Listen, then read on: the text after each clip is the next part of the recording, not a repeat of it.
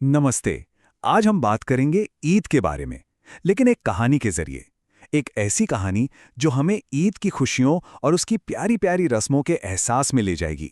तो चलिए इस कहानी के साथ ईद की इस खूबसूरती में खो जाते हैं। तो कहानी है एक छोटे से शहर की, और हमारे किरदार हैं तीन भाई बहन, अयान, समीर और नूर। रमज़ान का महीना आप जानती हैं, अब बस ख़त्म होने को है, और पूरे माहौल में, हवा में ईद की एक मीठी सी उम्मीद घुल गई है। और जैसे जैसे ईद का दिन करीब आ रहा है ना, इन बच्चों का एक्साइटमेंट, उनका उत्साह बस बढ़ता ही जा रहा है। सबके दिल में अपनी अपनी छोटी छोटी ख्वाहिशें हैं, अपनी अपनी उम्मीदें। अयान तो पूरे जोश में है, कह रहा है इस बार तो मैं सबसे सुंदर कुर्ता लूंगा।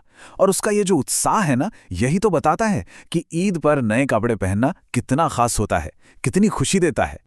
तो देखिए, तीनों के अपने अपने सपने हैं ईद के लिए। अयान को चाहिए सबसे खूबसूरत कुर्ता, समीर सोच रहा है एक नए कुर्ते और जूतों के बारे में, और जो उनकी छोटी बहन है नूर, उसे तो बस चमचमाती चूड़ियों और एक प्यारी सी ड्रेस का इंतजार है। अच्छा, तो अब कहानी पहुंचती है उस जगह पर जहां सबसे ज्यादा रौनक होती है। हाँ, ईद की खरीदारी के लिए गुलजार बाजार।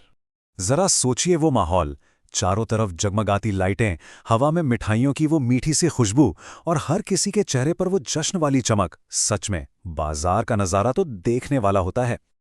और शॉपिंग शॉपिंग तो कामयाब रही। नूर ने अपनी पसंद की चमचमाती चूड़ियां ले लीं। अयान और समीर को भी नए कुर्ते और टोपी मिल गए। मतलब सब खुश, और अपने अपने सामान के साथ खुशी खुशी घर वापस आ गए। घर पहुंचकर नूर आसमान की तरफ देखती है और कहती है, अब बस चांद दिख जाए। और बस उसकी ये एक लाइन हमें कहानी के सबसे जरूरी मोड़ पर ले आती है, वो पल जिसका हर किसी को बेसब्री से इंतजार होता है। तो अब कहानी पहुंच गई है उस एक पल पर जो ईद के पूरे जश्न का आधार है, चांद का दीदार।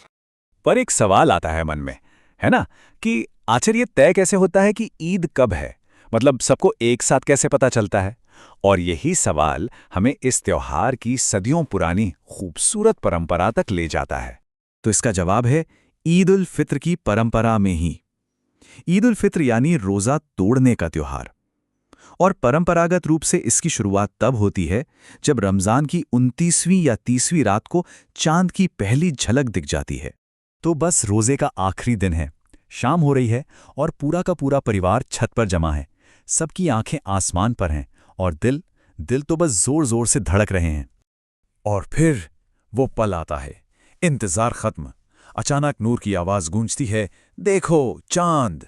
वाह, यही तो वो पल था जिसका सबको इंतजार था। एक पल जो ऐलान करता है कि जश्न शुरू हो चुका है।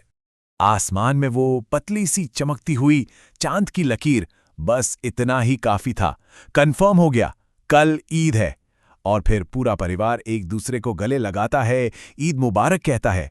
वो खुशी ही अलग होती है। चांद दिख गया, मुबारकबाद हो गई। अब कहानी आगे बढ़ती है ईद की सुबह के जश्न में। देखते हैं कि इस दिन की प्यारी रस्में क्या क्या होती हैं। तो देखिए, ईद के दिन की शुरुआत भी बहुत खास होती है। सबसे पहले सब सुबह जल्दी उठते हैं, फिर वो नए कपड़े पहने जाते हैं, इत्र लगाया जाता है, और फिर सब मस्जिद जाते हैं खास नमाज के लिए। नमाज के बाद घर आकर सेवैयां खाई जाती हैं। अरे वही दूध और बारीक नूडल्स से बनी मीठी मीठी डिश। और फिर आता है बच्चों का सबसे फेवरेट पार्ट, बड़ों से ईदी लेना। मतलब आशीर्वाद के साथ साथ तोहफे या पैसे। और अब कहानी के आखिर में हम इस जश्न के असली मतलब को समझते हैं। नूर वो खुशी से चहकते हुए कहती है, ये अब तक की सबसे अच्छी ईद है। उसकी आवाज में वो जो मासूमियत है, वो जो खुशी है, लगता है जैसे इस दिन का पूरा सार उसी में सिमट गया हो। और इस पर उसके भाई बस मुस्कुरा कर कहते हैं, हर साल ऐसा ही तो होता है। कितना सिंपल सा जवाब है, लेकिन इसमें एक बहुत गहरी बात छिपी है कि ये खुशी, ये परंपरा, ये हर साल ऐसी ही होती है, कभी खत्म नहीं होती। और यही तो इस कहानी का सबसे खूबसूरत संदेश है कि ईद एक ऐसा जश्न है जो साल दर साल खुशी, प्यार और उत्साह से भर जाता है। एक ऐसी परंपरा जो पीढ़ी दर पीढ़ी इसी प्यार और खुशी के साथ आगे बढ़ती रहती है।